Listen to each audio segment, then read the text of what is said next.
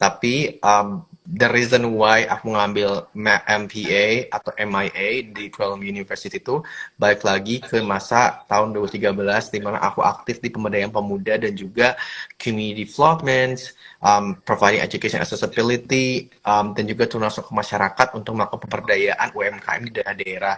Dulu aku 9 tahun udah mengabdi buat masyarakat, tergabung di Paguyuban Monyajeka Ciamis dan juga Forum Generasi Berencana, di mana di sana aku langsung aktif terjun ke masyarakat, memberikan edukasi mengenai promosi pariwisata, meningkatkan potensi lokal wisatanya, lalu bagaimana meningkatkan ekonomi development-nya dengan cara pemberdayaan UMKM di daerah tersebut, lalu memberikan education accessibility, bagaimana misalnya raising donation, memberikan pendidikan dasar, bahasa Inggris, kesenian, dan sebagainya.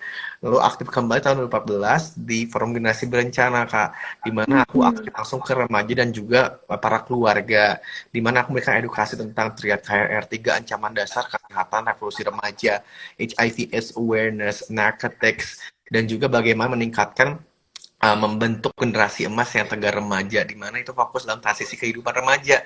Ada dari persekolahannya, lalu langsung ke pekerjaan dan pembuatan keluarga yang baik dan kecil sejahtera. Tapi tak luput juga aku fokus untuk memberikan edukasi parenting pada family di sana, Kak. Terjun lagi belusukan masyarakat, langsung meningkatkan pemahaman mengenai SDG dan juga gender equality. Nah, dari situ banyak berkecimpung di masyarakat, akhirnya pas tahun 2019 itu masih berlanjut memberikan edukasi online maupun offline untuk mentoring dan life skill improvement. Lalu tahun 2019 aktif pulang dari Belanda, kuliah di sana.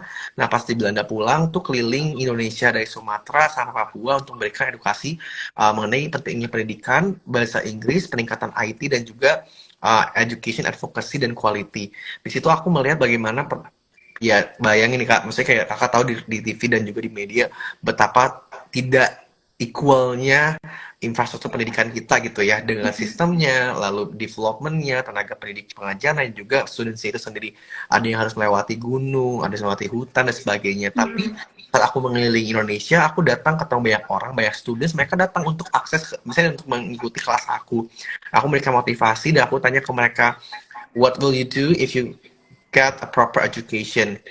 Nah, di situ akhirnya mereka bilang bahwa aku ingin bantu keluarga saya, aku ingin bantu orang tua saya. It moved my heart karena maksudnya aku pun datang dari keluarga yang bukan privilege dalam bidang ekonomi ya, tapi alhamdulillah punya privilege untuk mendapatkan education access. And that time aku merasa bahwa I think this is time for me to give it back to community, karena aku bisa jadi orang sekarang tuh banyak dibantu orang lain gitu. Nah, setelah itu setelah memberikan motivasi, akhirnya mereka bilang terima kasih Kak Dery sudah memberikan harapan dan mimpi. Di situ aku mulai memikirkan kembali apa yang bisa aku kontribusikan. Akhirnya aku udah mendapatkan bahwa oh, this is my true calls, this is my universe call, di mana aku ingin mencerdaskan kehidupan bangsa. So throughout my journey as a youth leader, community development enthusiast, dan juga mengikuti berbagai macam pemberdayaan pemuda dan juga komunitas selama lebih dari 9 tahun, dan juga memberikan policy recommendation untuk menjadi youth leader di ASEAN, aku merasa bahwa I think this has strengthened my resolve with hope to increase them to bring inclusive change within Indonesia development dengan public policy dan juga advokasi. Dan salah satunya aku lihat berbagai macam program ya di Columbia University, di School of International Public Affairs. Itulah kenapa akhirnya aku memilih Columbia University. Oke, jadi sebenarnya semua bermula pada 10 tahun yang lalu ya? Betul. 2013. Oke, nah berarti untuk masuk, tadi kan Kak Deris bilang sebenarnya banyak momen-momen yang akhirnya memilih Columbia University. Betul.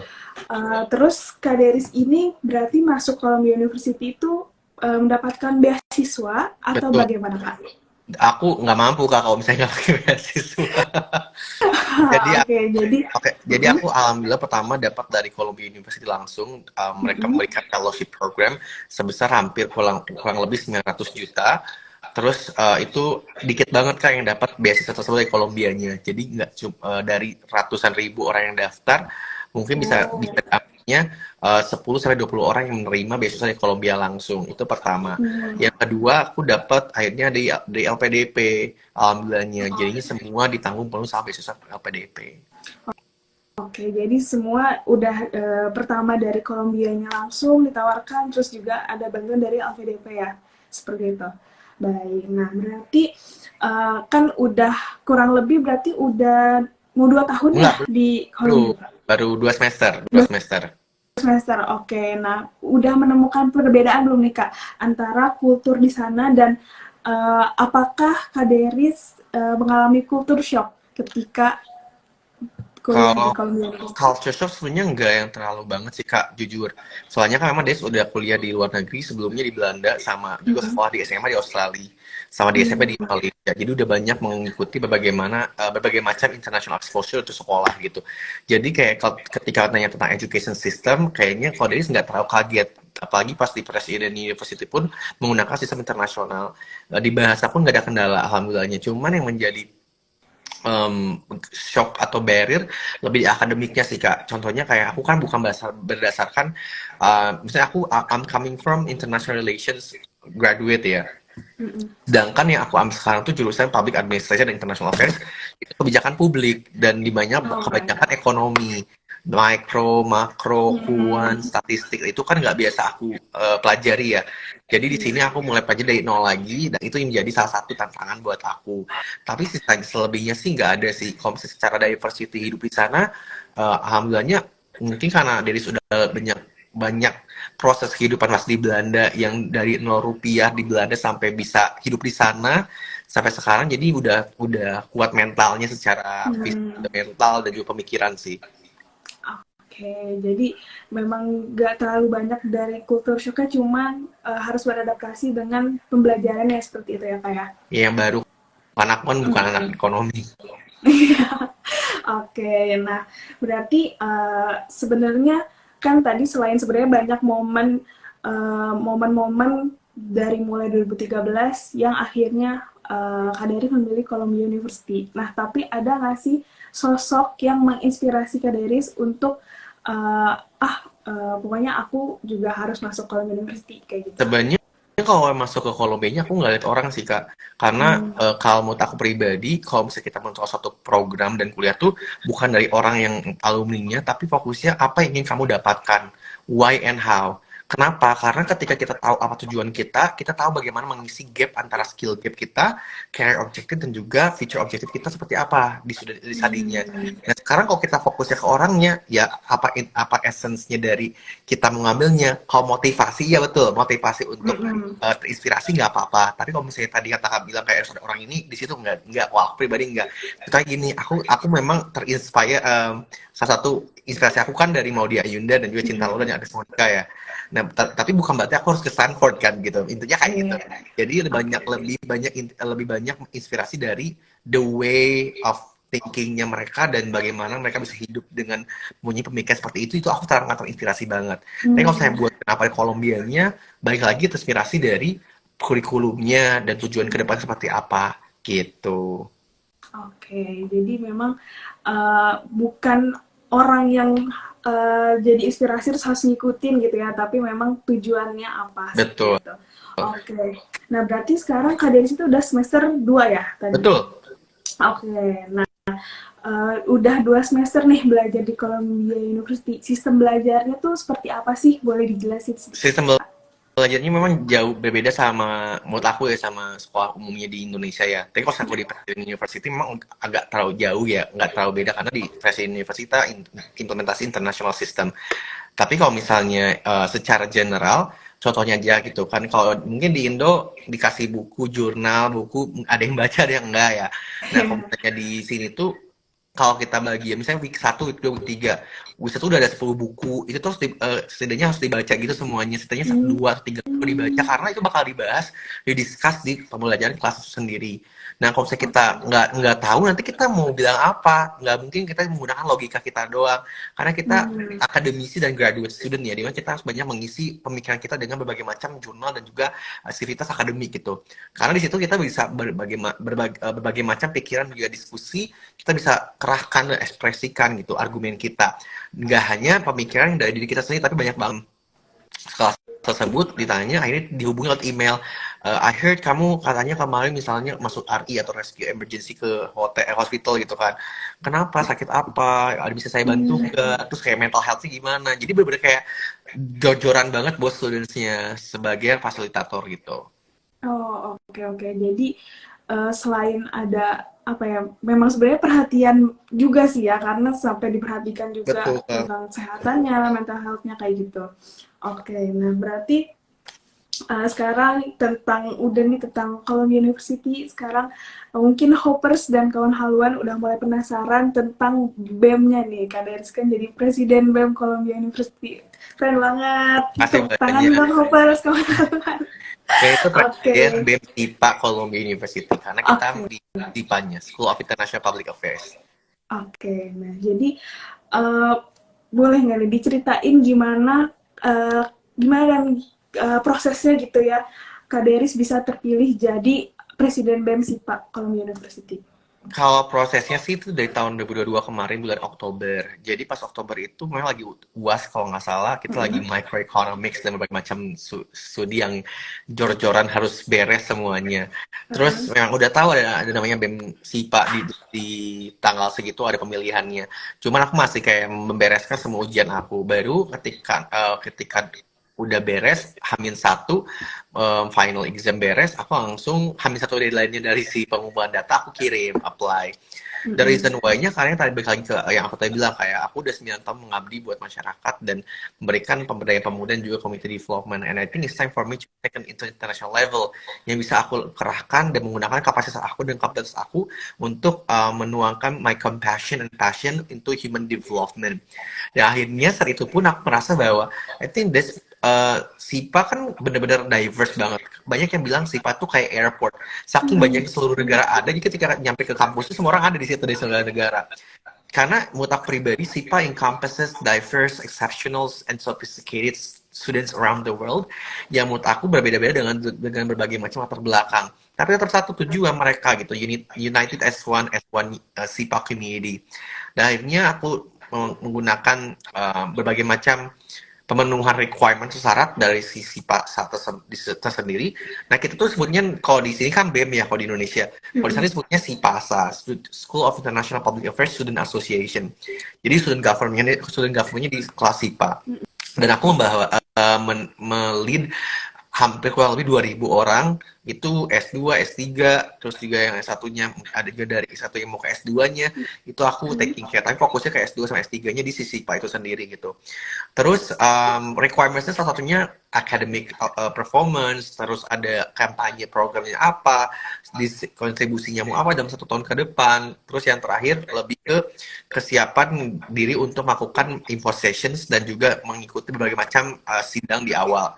Nah, pas tahap pertama beres, udah eligible, ada yang namanya campaigning week. Di mana aku ada kampanye dalam 1 minggu sampai 2 minggu, tapi ada 1 hari untuk ngomong ke publik langsung apa yang ingin kita sampaikan, satu program kedepannya seperti apa. Dan aku membawa filosofi kampanye aku, Unity and Diversity for our Community, berdasarkan Mm-mm. asas Bhinneka Tunggal Ika Kembali gitu. ke Karena aku pribadi melihat ternyata di SIPA itu benar-benar diverse banget. Dan aku ingin menyatukan semua the beauty of human interaction dan juga the beauty of differences. Dan tak lupa aku pun memberikan filosofi baru dari diri aku sendiri, yaitu Genta Mandaya. Dalam bahasa Sanskrit, Genta artinya um, gema suara bel, dan Mandaya artinya moving heaven to earth atau pemberdayaan. Jadi sini aku pengen echoing the voice of the students dengan melalui berbagai macam pemberdayaan on certain causes and advocacy. Dan with Sipasa, I do believe ini bisa jadi platform buat aku pun untuk mengajak kolaborasi dan empower semua teman-teman semua di SIPA untuk berkolaborasi bersama meningkatkan performance-nya tadi ya kak, dari berbagai macam Hmm. sektor kehidupan yang ada di SIPA itu sendiri. Nah, akhirnya tahap ketiga kita ada debat capres seperti Joe Biden, Hillary Clinton, Barack Obama, Donald Trump lah gitu. Sampai terpilihlah besoknya voting dan lusanya terpilihlah Deris menjadi presiden SIPA Columbia University, the first Indonesian who hold that position. Dan dulu tuh kandidatnya terpilih ada 3 yang eligible. Satu orang Kanada, satu orang Amerika, satu lagi Asia itu Deris. Nah, yang Hmm. Kanadanya mengundurkan diri, jadi ada 2 yang bertahan. Deris mewakili Indonesia dan teman aku dari Amerika. Dan alhamdulillah Deris yang menjadi presidennya. Oke, berarti tuh sistemnya kan tadi ada kampanyenya dan lain-lain gitu ya. Tapi pada akhirnya itu voting berarti Pasti voting. sistemnya. Kampanyenya itu cuma untuk memberikan um, aspirasi dan menjelaskan program apa yang kita ingin lakukan dalam 1 tahun ke depannya gitu. Tapi ini ya tetap pemungutan suara karena kan demokrasi ya Kak, gitu, dari semuanya. Oke, oke.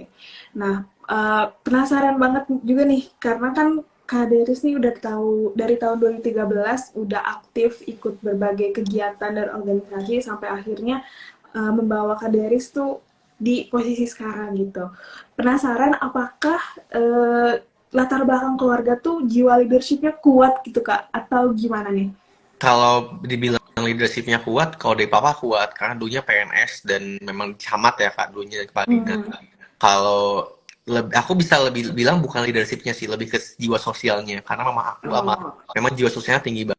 Dari kecil aku udah diajak untuk donasi, udah diajak untuk datang ke masyarakat langsung, bisa melakukan pemberdayaan komunitas gitu, datang ke masyarakat, memberikan edukasi dan selalu punya filosofi Sunda yang selalu sampai sekarang selalu dipegang, yaitu sili asah, sili asih, sili asuh, yang artinya taking care, nurturing and loving each other dari berbagai macam latar belakang tak pandang bulu gitu kan. Mm-mm. Jadi semuanya sama gitu. Kita harus memberikan tadi empathy yang tinggi dan memberikan apa yang kita punya, sharing gitu. Itu udah diajarkan dari kecil dan itu values yang aku udah pegang sampai sekarang gitu. Dan makanya kenapa aku punya jiwa sosial yang tinggi dan balik lagi di latar belakang keluarga sih Kak. Oke. Nah, sekarang aku juga kan Kak Deris tuh diundang ke forum PBB ya. Nah, itu tuh dari universitasnya atau dari pihak PBB yang mengundang Kak Deris untuk berbicara di sana. Kalau misalnya di United Nations Academy Impact itu karena memang um, balik lagi ke jurusan aku ya, jurusan aku kan Master of Public Administration dan International Affairs ya, dan konsentrasinya kan Economic Development dan spesialisasinya di UN Studies. Jadi memang studi PPB aku udah jadi spesialisasi aku. Jadi langsung ada profesor aku yang memang langsung dari UN, dan akhirnya aku diajak untuk datang ke acara tersebut, dan tak menyangka I can speak in that forum yang cukup lama yang membawa isu tadi pendidikan yang ada di daerah-daerah tertinggal dan juga daerah yang di Ciamis juga, termasuk aku bawa nama Ciamis. Hmm, Jadi aku bagaimana menjelaskan keadaan yang di Ciamis plus keadaan as a whole in Indonesia dan inequality di remote areas gitu. oke. Nah, terus dalam forum PBB itu kan pasti ada tamu yang banyak tamu penting gitu ya, khususnya pejabat politik. Nah, di sana juga ada mahasiswa lainnya kah yang diundang? Kalau Ada.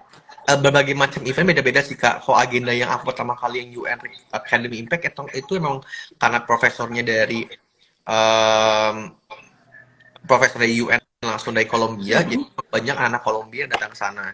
Itu agenda Oh. pertama. Kalau agenda yang kedua, aku kalau nggak salah berdua sendiri di yang forum aku, yang kemarin di Cost of Partnership Forum itu sendiri di yang jurusan aku. Oh, oke. Dan ada teman aku yang dari Kolombia juga, tapi beda forum gitu, Hmm. beda chamber. Um, Terus kemarin pun di Open Science sekarang aku sendiri di sini di dari Kolombianya. Oh, oke. Jadi memang beda forum, beda agenda tuh beda-beda ya Ya, si itunya. Oke, nah jadi untuk selanjutnya nih, kan udah pernah diundang nih ke PBB yang udah semua orang tahu lah itu adalah prestisius gitu ya. Nah, itu gimana reaksi orang tua Kak Deris ketika tahu Kak Deris tuh diundang ke forum tersebut dan berbicara langsung di sana? kalau aku pribadi sih bisa bisa menyampaikan bahwa apalagi almarhum mama ya, almarhum mama Mm-mm. tuh punya mimpi aku bisa ngomong di PBB dan juga bisa kuliah di Kolombia. Jadi it's also one of the dream yang mungkin menurut aku pribadi um, dijalanin oleh aku, dan mama pun aku yakin di surga bisa ngeliat hal tersebut, bangga ngeliat aku. Terus dari keluarga, kalau papa alhamdulillah bangga banget, kakak-kakak semua bangga dan senang lah, maksudnya kayak ketika salah satu mimpi juga adiknya dan anaknya bisa maju di PBB gitu, which is also one of my dreams to be there, dan alhamdulillah gitu. Oke, alhamdulillah ya. Oke, nah sekarang kan berarti sibuk banget nih Kak, udah kuliah juga, terus juga jadi presiden BEM. Pernah nggak Kak Deris tuh ngerasa under pressure atau mungkin apa ya kayak ngerasa lelah banget gitu, pokoknya banyak karena banyak tekanan ini itu. Kalau misalnya kalau misalnya aku pribadi sih, aku balik lagi the source of energy aku dari almarhum mama, dan beliaulah yang membuat aku memberikan harapan dan mimpi dan asa aku untuk terus berjuang, terus support dari keluarga dan teman-teman juga, dan semua orang yang bareng untuk mensupport aku bener-bener, oh sini ayo ayo terus support. Jadi ada rasa di bagi aku sendiri kayak balik lagi ke passion aku, why and how I want to do something for contribution untuk masyarakat Indonesia. So I think that's something yang buat aku terus untuk berjuang dimanapun aku sedang lagi capek-capeknya. Dan aku pasti looking back lagi ke belakang, I think I did what I have to do, dan aku lihat what I've done, oh ternyata banyak yang aku lakukan untuk kepentingan masyarakat juga, dan I'm really grateful dan selalu bersyukur berdoa pada Tuhan bahwa alhamdulillah masih bisa diberikan kekuatan untuk maju terus itu. Karena balik lagi Kak, kayak kalau misalnya kita nggak fokus ke passion tujuan aku pribadi, aku bakal langsung kayak bakal ada rasanya ada jatuh itu. Tapi wajar ya, tapi balik lagi sih Iya. aku mau menguatkan diri lagi, karena balik kita we never know bagaimana kita bisa ke depannya kalau kita nggak maju terus gitu. And life is moving forward, nggak bisa mundur. Dan kalau misalnya kita under pressure, ya wajar karena masih banyak pemangku-pemangku yang ada dalam diri aku yang akhirnya aku harus benar-benar memberikan suatu pandangan baru dan decision yang sangat-sangat bijak dalam memutuskan suatu hal gitu. Oke, jadi balik lagi ya, ingat lagi tujuan awalnya, akhirnya juga bisa bikin Kak Deris tetap semangat gitu untuk melalui semua pembelajaran ini seperti itu ya Kak. Betul. Oke, nah nah sekarang kan banyak nih kalau aku lihat banyak netizen yang bilang Kak Deris ini stylenya mirip idol Korea. Nah, Kak Deris juga sering pasti ya dengar komentar-komentar. Iya. Kak Deris ngelihat komentar-komentar netizen yang bilang Kak Deris kayak idol Korea. Sebenarnya kalau dimirip-miripin, maksudnya ya itu haknya orang-orang ya mau dimirip-miripin atau enggaknya gitu, dan everyone punya hak untuk berpendapat. Tapi jujur pribadi ya aku orang Sunda sih, orang Ciamis ya, orang Indonesia. Jadi I have my own identity, dan aku juga punya um, ya ini di diri aku, di sini dari Sagara gitu. Tapi aku so happy misalnya kayak banyak orang yang kayak maksudnya ada yang ngomong ini kan orang Korea gini gini gini, and I'm so happy because ya udah memang itu pendapatnya mereka, and aku juga kan K-popers juga ya Kak, jadi kayak ya udahlah, maksudnya kayak something yang ya udah bareng-bareng happy-nya. But then I just want to make sure kayak orang-orang tuh tahu aku bukan karena aku mirip orang Korea, tapi this is dari Sagara, dari Ciamis gitu. Iya, iya, iya. Karena memang udah viral banget nih. Maksudnya viralnya juga karena awal dari prestasi-prestasi Kak Deris kan benar-benar ada di mana-mana. Terutama banyak banget yang highlight itu Presiden BEM SIPA ya, Columbia Betul. University. Dan jadi orang Indonesia pertama gitu. Jadi memang pastinya pada bangga banget. Terus mungkin ya netizen yang berkomentar seperti itu karena baru setelah Kak Deris viral jadi ngeliat tuh feed Instagramnya kayak oh iya soalnya mirip orang Korea, jadi pada komentar kayak gitu. Oke, nah sebelum kita ke pertanyaan dari Hoppers dan kawan haluan nih terakhir, kan uh, ini ya Kak Deris itu di forum tertarik belajar implementasi kebijakan publik dan internasional serta politik internasional. Nah, boleh sharing nggak itu alasannya kenapa Kak Deris tertarik? Oh, kalau misalnya tentang itu karena baik lagi Kak yang mengaitkan dari kegiatan dan agenda aku yang aku udah lakukan dari zaman tahun 2013, di mana aku fokus untuk meningkatkan human development, providing education access, dan juga pemberdayaan pemuda. Di situ aku merasa bahwa I think this is something that I can do, dan it is something my passion about, untuk berkontribusi untuk memberikan suatu gebrakan baru ya untuk meningkatkan kesejahteraan masyarakat gitu. Dan one of them ya to public policy, karena public policy yang mengatur semua regulasi kebijakan-kebijakan untuk meningkatkan kesejahteraan dan juga isu-isu yang ada di masyarakat sekarang di negaranya. Dan not only domestic, tapi aku mengambil international level juga, bagaimana kita melihat sisi dari international politics dan juga international affairs. Kebijakan luar negeri apa yang kita bisa sampaikan, bisa dapatkan, dan apa tadi values-values dari negara-negara lain dan juga international arena diimplementasikan negara kita gitu. Oke, oke. Nah sekarang kita langsung lanjut aja nih ke pertanyaan dari Hoppers dan kawan haluan. Oke, yang pertama ada yang nanya, Kak Deris tips buat kuliah di luar negeri dong. Nah, gimana tuh Kak Kalau Deris? tips buat kuliah di luar negeri sebenarnya balik lagi ke keinginan, kemampuan kalian untuk membuka informasi dulu. Karena jangan Mhm. sampai kalian ingin melakukan atau melanjutkan kuliah, jangan kan luar negeri, misalnya dalam negeri, tapi kalian nggak pernah buka websitenya sama sekali. Coba Nah, sekarang udah ada teknologi, coba dibuka dulu internetnya, dibuka websitenya kampusnya mau apa, dan mereka pasti memberikan informasi mengenai program beasiswanya atau funding seperti apa. Lalu juga banyak mereka mencari informasi mengenai webinar-webinar terkait informasi beasiswanya ataupun kampus-kampus yang ingin kalian tuju. Jadi jangan harus proaktif banget, jangan malas untuk membuka informasi-informasi dan akses terhadap kampus-kampus yang diselenggarakan oleh stakeholder tertentu gitu. oke.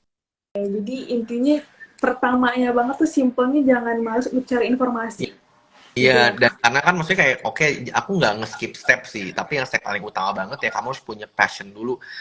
Kenapa, why and how, kenapa kamu pilih luar negeri? Jangan sampai bilangnya kayak, ya soalnya pingin di sana aja. Nah, kan nggak bisa kayak gitu. Tapi harus Hmm. misalnya ada alasan lain. Misalnya kamu pingin di Amerika. Apa yang kamu pelajari di Amerika? Soalnya kan kita bicara tentang S2 ya, ataupun studi. Mm-mm. Bukan kalau misalnya ketika bilangnya aku pingin visit, berkunjung, ya itu nggak apa-apa, ya, karena pingin ke sana. Tapi kalau studi kan harus jelas backgroundnya apa dan tujuannya apa gitu. Ya, oke. Nah, ada lagi nih Kak, satu lagi.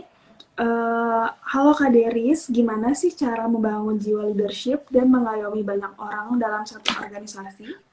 Banyak ketemu orang. Pertama kali itu banyak ketemu orang karena dari ribuan orang yang kita pertemukan banyak sekali nilai-nilai baru dan indirectly itu bisa masuk ke diri kita. Kita banyak belajar mengenai kehidupan seseorang dan akhirnya lama kelamaan kita tahu bagaimana mempelajari personality, leadership masing-masing, and then the beauty of human interactions, dan bagaimana in the end mempelajari sifat seseorang dan behaviornya. Dan lama kelamaan kita bisa put our head in someone else's shoes, trying to understand the situation. Dan banyak juga mungkin pengalaman cerita-cerita yang kita nggak pernah rasakan dalam hidup ini, tapi kita dapatkan ilmu tersebut dari orang lain. Dan semakin banyak ketemu orang, makinlah jiwa kita untuk memimpin atau mengayomi dari empati tersebut. Oke. Jadi intinya banyak temu orang dulu ya Kak ya. Mm-mm. Pasti untuk jiwa leadership-nya, terus untuk apa rasa ingin mengayomi itu pasti nanti akan muncul seiring Betul. berjalannya waktu. Oke. Nah, sekarang kita ada mini games nih Kak. Jadi Oh, mini gamesnya ini jawab cepat ya, jawab cepat. This or that, pilih salah aduh, satu. Oke, udah aku siap belum takut. Kak? Aku takut. Apaan ini? Oke, nggak menyeramkan Kak. Oke, kita mulai ya. Oke, Budaya Amerika atau budaya Indonesia? Indonesia. Indonesia. Oke. Yang kedua, gado-gado atau burger? Gado-gado, kok burger aku nggak suka. Emang aku bilang nggak suka. Iya. Oke. Nah, ini bisa jawab nggak nih kira-kira? Dari New York City atau Ciamis? Ya, Ciamis untuk membangun negeri ini. Tapi untuk Oke. mengatakan yang New York dulu, nanti kita implementasi ke Ciamis. Oke, mantap. Terus sambal atau kimchi? Eh, agak susah ya. Tapi aku lebih suka sambal karena aku suka Agak nyambel bikin susah. ayam geprek kita sendiri. Aku suka bikin Oh nyambel gitu. sendiri di sini di Amerika. Oke. Kayak ada yang kurang ya kalau nggak pakai sambal. Iya, aku bikin sendiri, bikin kayak sambal seblak gitu, aku bikin sendiri, Kak. Oh iya, oh mantap. Tapi bahan-bahannya gimana Kak? Ada, aku bikin sendiri. Kayak memang aku Mantap. suka masak, Kak. Aku disebut chef gitu di sini. Oh, Dari dulu soalnya. oh iya. Oh mantap mantap. Jadi apa? Walaupun sibuk tetap nyempetin waktu buat nyambel ya. Harus, Supaya wajib makannya nikmat. nyemplung. Oke, selanjutnya profesor atau dokter? Profesor atau Dokter. dokter pakai O atau E? Pakai oh, Oh, profesor dong. Karena udah S3 nanti ada postdoctoral jadi profesor. oke. Mantap. Nah, ini Amin. kopi atau teh? Teh. Aku nggak bisa minum kopi. Berarti tim teh ya, Tim bukan teh. tim kopi. Tim matcha latte. Oh, matcha latte. Aku juga Latte itu suka. ada kopi yang dikit sih sebenarnya, tapi tapi matchanya yang diambil.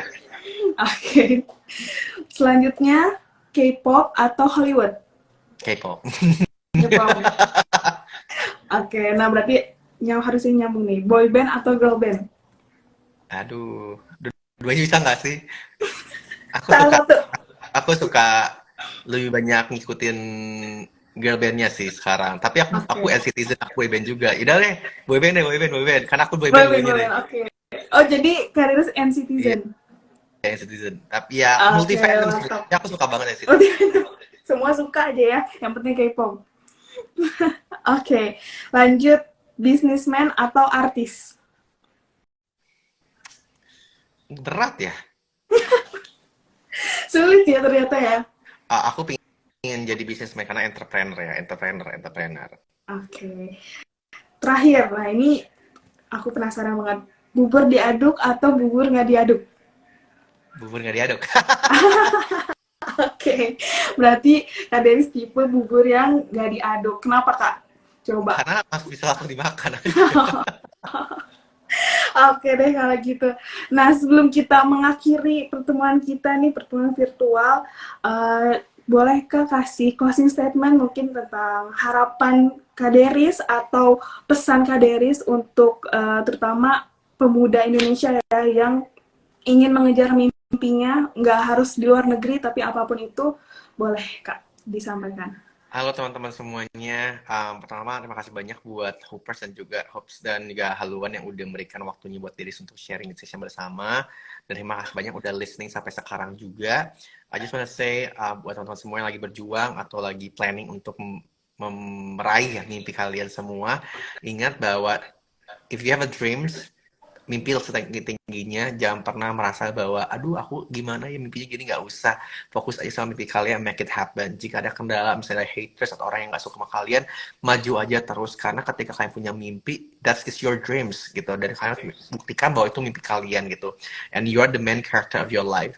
Lalu everyone is special and different in their own way, dan setiap orang tuh beda-beda dengan proses kehidupan dan perjuangannya, nggak bisa dibandingkan dengan sama lainnya.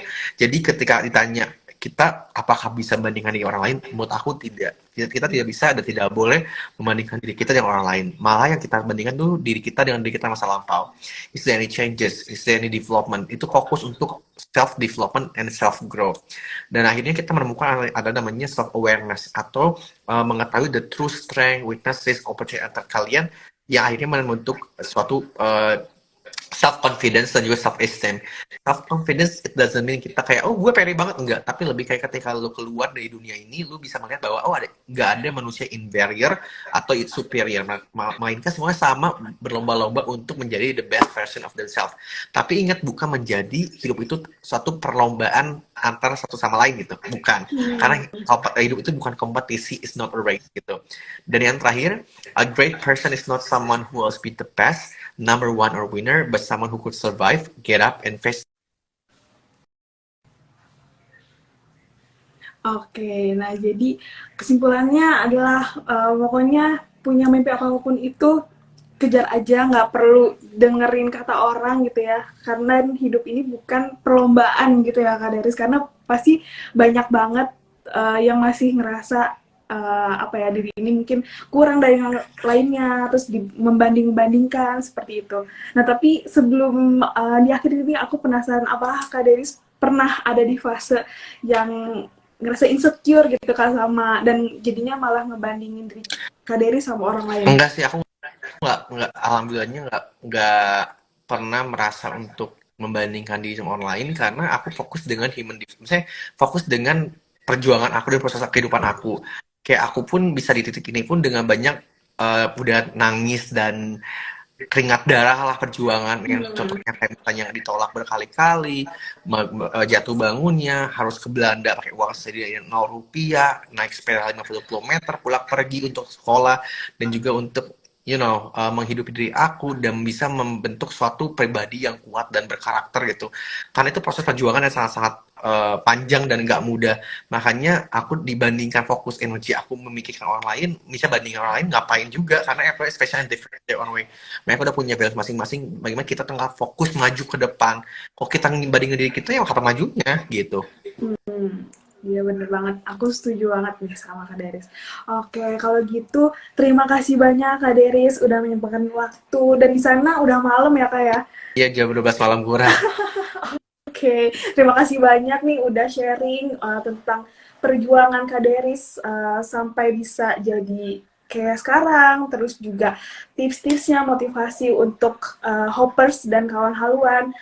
Semoga Kak Deris semua halnya berjalan dengan lancar, sehat-sehat ya Kak di Amin. sana, dan terus pastinya terus membanggakan nama Indonesia di kancah internasional kayak gitu. Oke, terima kasih banyak Kak Deris. Sampai bertemu lagi Amin. di lain waktu. Terima kasih banyak Kak dan juga teman semuanya. Hatur nuhun. Assalamualaikum. Waalaikumsalam.